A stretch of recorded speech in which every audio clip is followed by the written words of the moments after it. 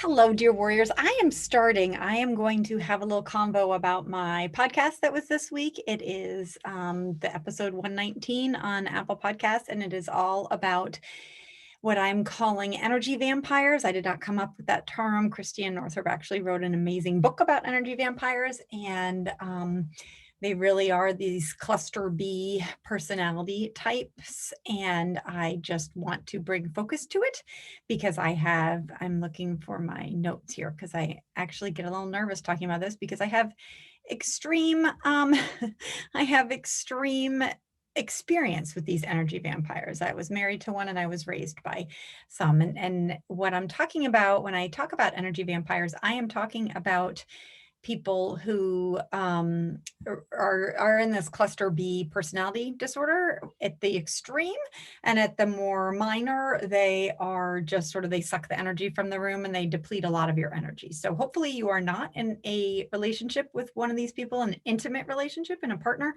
or that they are your parent or maybe adult child. But if you are, the tools I talk about today are going to help. These are three and a half things that dramatically make a difference when you are dealing with these kind of people. So first of all, I just want to back up that a cluster B personality type disorder, if you're diagnosed with that, you can have narcissistic personality, you can have borderline personality, antisocial personality, and histrionic personality. So my experience is specifically those cluster Bs all sort of work the same way, but mine is specifically with the narcissistic and the borderline personality. The main thing I want to get across to you is that if you are in these type of relationships, you know you are, because you may feel crazy. This person is constantly second guessing you. They're constantly making you think there's something wrong with you. So they need to make a lot of rules in the relationship maybe, or they're constantly, you just end up second guessing yourself. And then sometimes they're doing things like gaslighting, where you are feeling very much like my experience was like something would happen in my life and with this other person, say, my ex, and I would then bring it up again and be like, well, when you said that, and he's like, I didn't say that, like flat out. And then I'd be like, and he was so serious in his, I didn't say that. And I'm there and they're like, well, am I losing my mind? Because you have to realize that in these sort of relationships, when you're enmeshed in them, you have been programmed to not believe in yourself, and you have been programmed to really not feel like, oh, okay, Susie's word is the word, that's what's going. It's more like, oh, okay, well, gee, if this person's so serious and sure that that's not the right way, well, then maybe I am wrong. And it's a really disconcerting way to live. And it's one way that I lived many years, 30 plus years, but I now have found freedom from. And that is why I'm finally in episode 119 of my podcast, recording this and helping people with some tools. So if you haven't listened to the podcast, please do. You can go on Apple Podcasts. It's easy way to find it is smbwell.com/ I'm going to type it in /subscribe, and that brings you to any of the channels like Google Play or Spotify or hello, we have two people on here. Subscribe. That'll bring you to the latest episode. And what we're talking about again are these energy vampires, people that suck your energy. And the reason why I like the term energy vampire, more so than just saying, they're cluster B or actually giving them a title of narcissistic, borderline, and all that, is because, first of all, two reasons. One, that wastes a lot of time. Like getting that diagnosis that, oh yeah, they are narcissistic, or oh yeah, they are borderline. What you end up doing is using some of your precious mental energy to try to research this person more or try to figure it out more. First of all, that person is, if they do go into a therapy office with you, they're not going to be open and they're not going to show their true selves. These type of people are master manipulators. Okay. But second, you're wasting a lot of your mental energy even doing that. And that comes from this self-doubt that, oh my gosh, maybe it's not me, maybe it is them.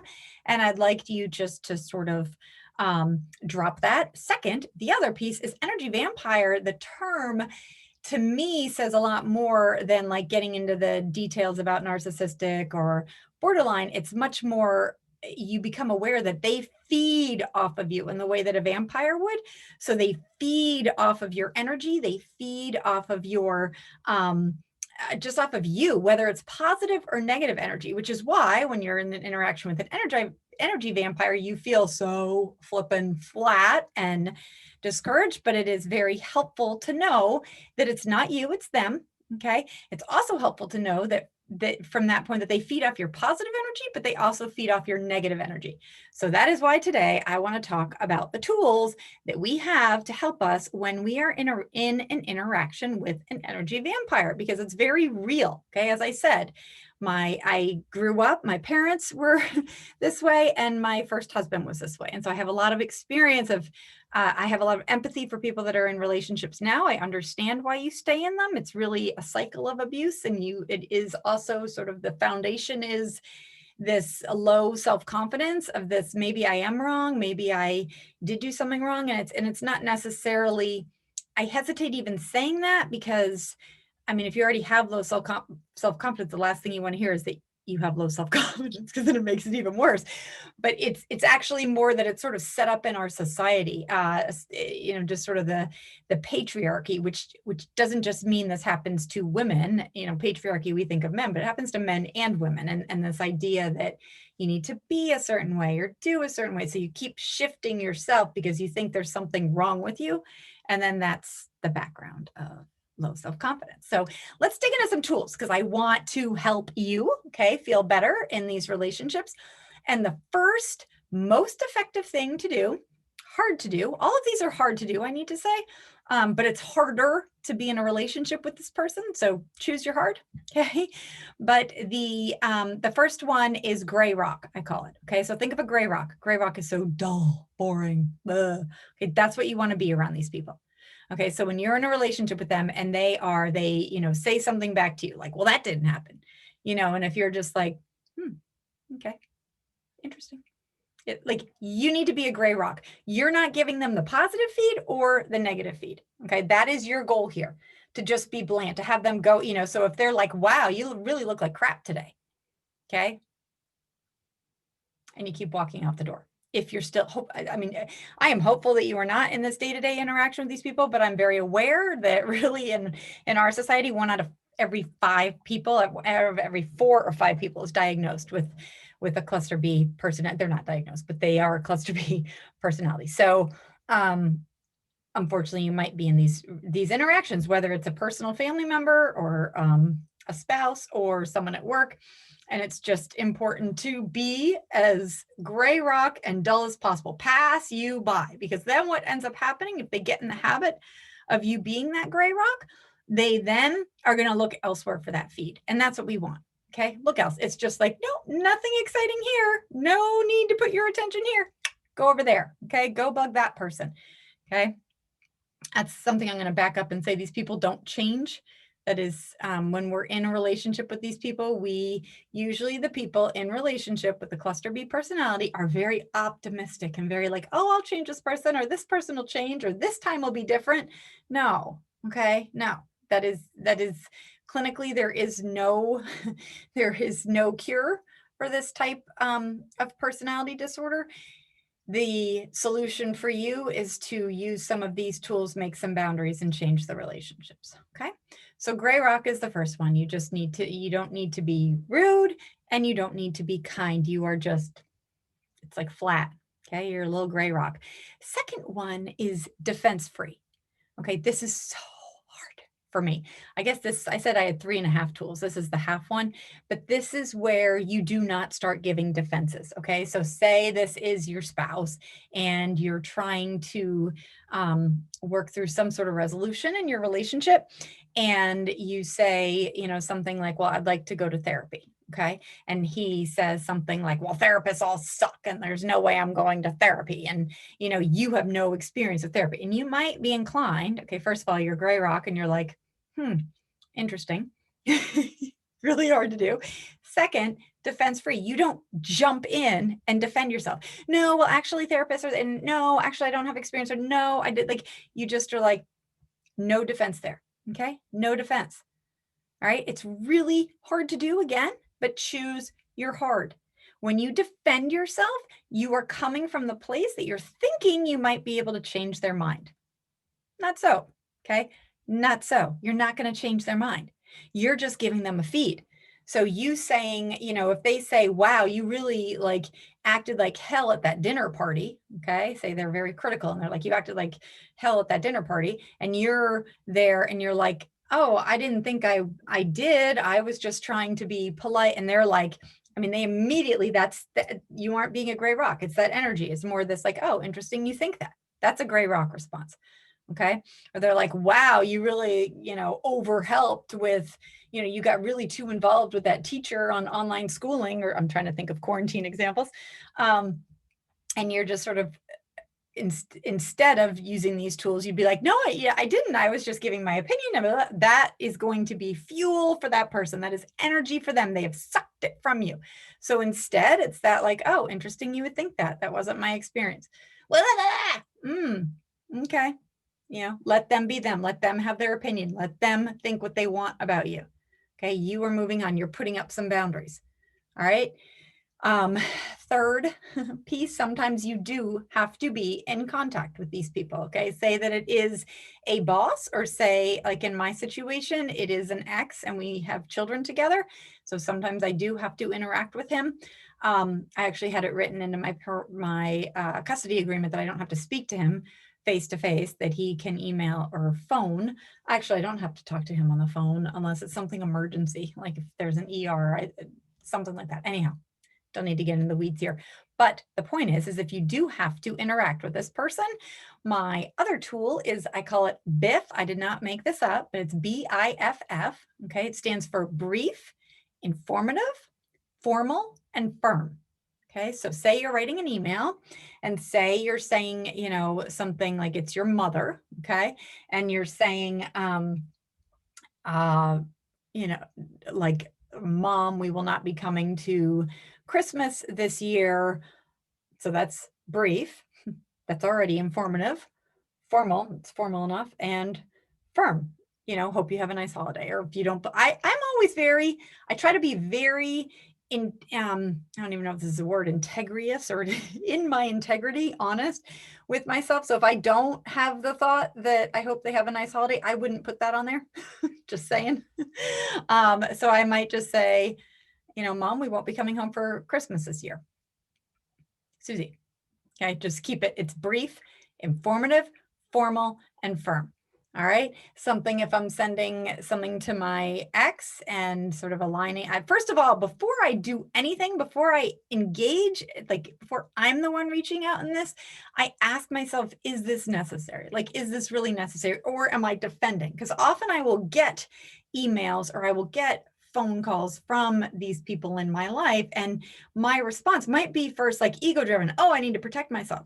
I need to tell them the right way. And it's like, really, do I? Because they're not going to change their opinion about me. They are not going to suddenly be like, oh, Susie, I get it. Okay, you're acting in the best interest of your family. I get it. Or yeah, no, that's not who they are.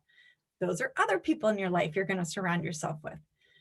Okay, so in this case, it is first, like, why am I even interacting with this person? Okay, and then once I'm clear with that, then I go to the BIFF, brief, informative, formal, and firm.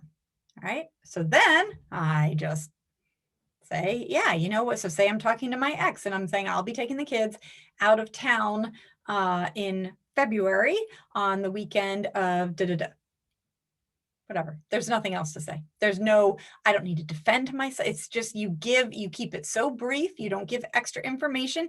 Usually what we like to do in interactions with these people is like, I call it diarrhea mouth. Like you just keep talking because you're so used to defending yourself and thinking that you are this, like there's something wrong with you again. No, not necessary, warriors. Okay. So we move forward with that. Hello there. We are talking about energy vampires and talking about tools on how to handle these people in our life, people who like suck the energy from us. First one was gray rock, be as dull and bland as possible. Second one, defense free. Don't defend yourself. Don't jump in. Try to just let them. This is one of the hardest. You let them think what they're going to about you. Okay. Instead of trying to change their mind, they're not going to. So you let them be wrong about you. You be right about you. Okay. Let them be wrong about you. So number 2, okay, 1, gray rock, 2, defense free, 3, biff, brief, informative, formal, and firm. Okay, when you're writing emails or you're talking on the phone or you're face to face, for goodness sakes, can be challenging. You need to be brief, informative, formal, and firm with these people. Okay. And the 4th piece is broken record. This is so helpful. So I like to have and broken record, I know that like ages me. So let's just talk about like a boomerang. Okay, like an Instagram boomerang, like it keeps coming, keeps coming. That's what you want with these people. So before you go into interaction with them, you try to think over what is your intent of having this communication, okay? And so maybe your intent is to tell your mom that you will not be home for Thanksgiving. Okay, so you come up with your boomerang phrase, you come up with your broken record. So it is this like, okay, what is it that I want? What is my intent? I want to tell my mom I will not be home for Thanksgiving. So that is your boomerang. And so you say, I will not be home for Thanksgiving. Okay, first, get clear on your intent. Second, I would practice it, pre-rehearse it so that you have that brief, informative, formal, and firm in there. Okay. And then third, you want to prepare yourself before you do it. You sort of prepare your body. So you're settling down your nervous system, recognizing that you will, when you're in interaction with this person, you will be triggered. Okay. Because you've had that interaction before and it is challenging. So it's that like, okay, treating yourself with kindness. You prepare your body. You're like, yeah, buddy, this is going to it's like, we're going into battle. We're going to go talk to that mother-in-law. We're going to go talk to that mother. We're going to go talk to that person who has not treated me nicely. And that's okay. We can do this. So you sort of prepare your body ahead of time. And in part of that preparation, you're setting your expectations like so low. Okay. You're not telling yourself it's going to be different. Like, oh, this time when I talk to them, they're going to be like, oh yeah, I get it. No.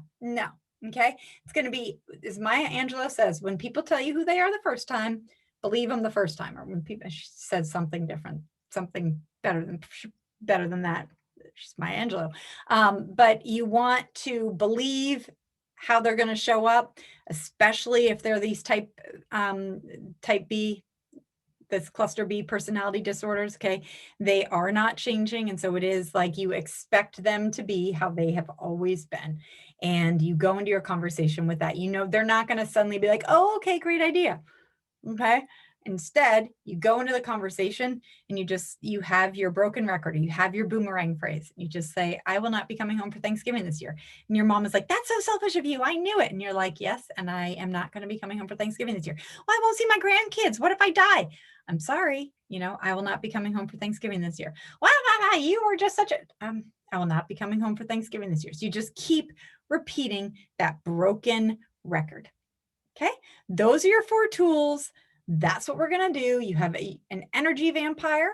Okay. It means they suck energy from you. And I just want to give you the tools to empower you to not let it's like you're putting up a shield. No one's sucking my energy. Thank you. I am not letting you suck my energy. Okay. So those tools again, gray rock, no defenses, BIFF, brief, informative, formal, and firm, and broken record, or for those of you who are of a younger generation, your boomerang phrase. Okay, what you say over and over again. Please head on over to the podcast and listen to that, because the more you can hear this, the better. Our society really sends us some conflicting messages that do not help those of us in relationship with these type of people. They'll say like, oh, you should reach out to your mom or dad or your sister, like, oh, really? Aren't you being too sensitive? Are you being not helpful? Not helpful when you're dealing with this kind of person. Okay. And I am here to support you on this journey. I am on the other side. I feel very free in these relationships. And it is a rare day when I give my energy away to them anymore. Certainly to my, thank you, certainly to my parents, because I really have set up some boundaries there that are so helpful for me, that I can love them from afar and not have them in my life. And then from my ex, I get blips of giving my energy away to him, but I'm much quicker now to catch myself. And I guess I got to say that thank you, my dear, for these comments. I have to say that my greatest tool and probably the hardest thing to learn is to Let those other people be wrong about you. Let them have their opinions about you, and you have your opinion about you. Your opinion is what matters. So for so many years, I didn't have that strong opinion of me. Okay. I had that like, oh, maybe they're right. And I need their love and I need their craving. And that's okay. That's how I was raised. That's, it's like, that's okay. And now hold on. I need to think highly of me. I need to think better of me and let this person go and let them free to have their opinion of me. Okay. I don't spend much time thinking about what they're thinking about me because I know they're thinking about me and I don't want that in my head. Okay. So they can think that over there. I'm going to sit here over here and send them love. I do encourage you guys to head to the podcast. I put a link in the Instagram because I share a story in there that's been really helpful for me with, it's an old Buddhist parable about a dog in the woods. And I'm constantly reminding and asking myself if I, actually, I'll tell you it, but so there's this parable of a dog in a woods. So you're walking in the woods and you see this cute dog by a tree and you're like, oh, so you run over and you pet the dog and it bites you. And you're like, okay. And that is, the dog is the energy vampire. Okay. Because often not often, but these energy vampires are master manipulators. Whenever I tell people that I divorced from my ex or I'm no longer in contact with my parents, they're like, really? Because they seem really nice. I mean, they just have this great persona, like, oh, everything's fine here. And Susie must be the crazy one. So the dog in the woods is that energy vampire. So I just got bit by that cute little dog in the woods and I back up and it's like, oh, when I back up, I can see that it's stuck in this trap and it's all mangled and it's stuck and there's nothing I can do to get it out of that trap. Okay. There's nothing you can do to change this person. There's nothing. It has to come from them. Okay. There's nothing you can do to get that dog out of the trap. What you get to do is decide if you keep going back to get your hand bit. Okay. So do you keep going back and be like, here, bite my hand. Ow. I did that for years. Okay. And then once you know better, you do better. So you're like, oh, all right. And that's really helpful for me. It has brought me a lot of ease to just say, there's nothing I can do to help that dog. I can have empathy. And I do. I can understand why these people are, for some cases, some situations, I can understand why they are how they are. They are hurt. Hurt people hurt people. Okay. You do not have to keep getting hurt by them. And that's why I want to share these tools with you guys today. You mean something to me. You matter to me. All right. And if you're in a relationship with this person or in a relationship with people like this, please take it seriously. It is hard. Subscribe to my podcast. I have lots and lots of helpful tools that I do my podcast for free because listening to podcasts was one of the ways that I started to expand my brain and think differently about what was possible for me in relationships. Okay. That's how it worked. All right. Big hugs to you guys. Talk to you later. Bye.